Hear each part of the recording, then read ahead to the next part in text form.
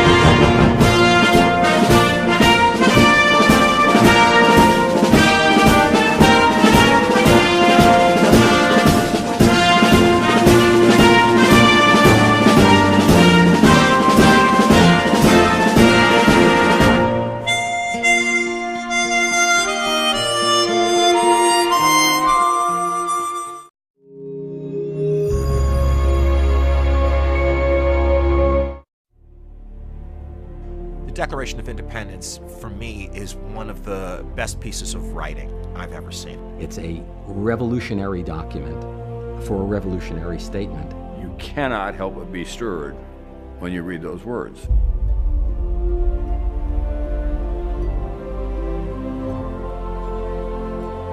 Thomas Jefferson's writing is absolutely magnificent.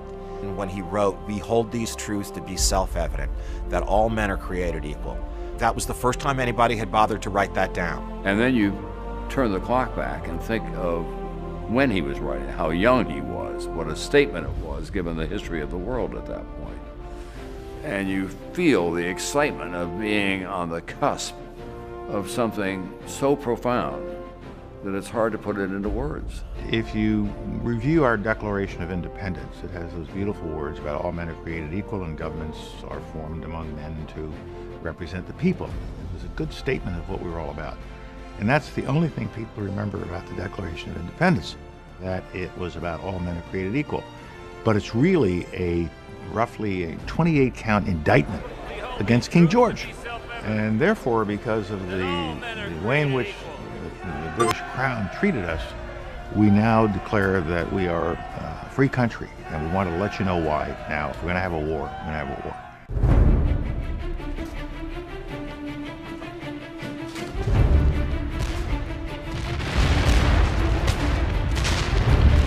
In 1776, you have the Continental Congress meeting in Philadelphia, debating a unified position for the colonies with respect to the hostilities that have already broken out.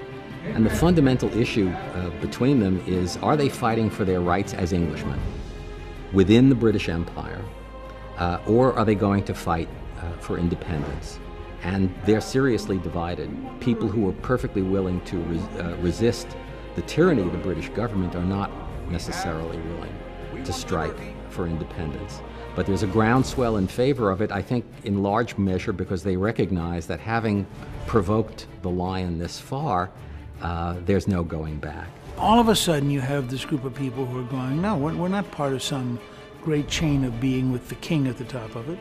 We are free people. We can vote for who we want to have in charge.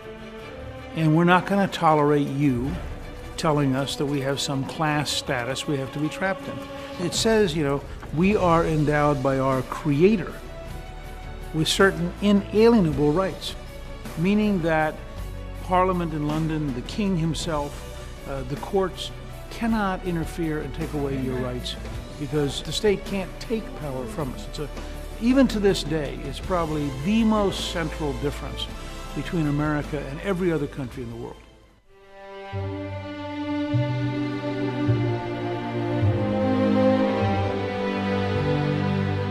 It goes well beyond what was needed in order to declare independence. It establishes a philosophical basis for a civil democracy in which all persons are guaranteed rights by virtue of their personhood. This political genius, not just in Jefferson, but in Adams and all the other people who collected here, they saw a new time for humankind, which is that we can be free and that we can make decisions for ourselves.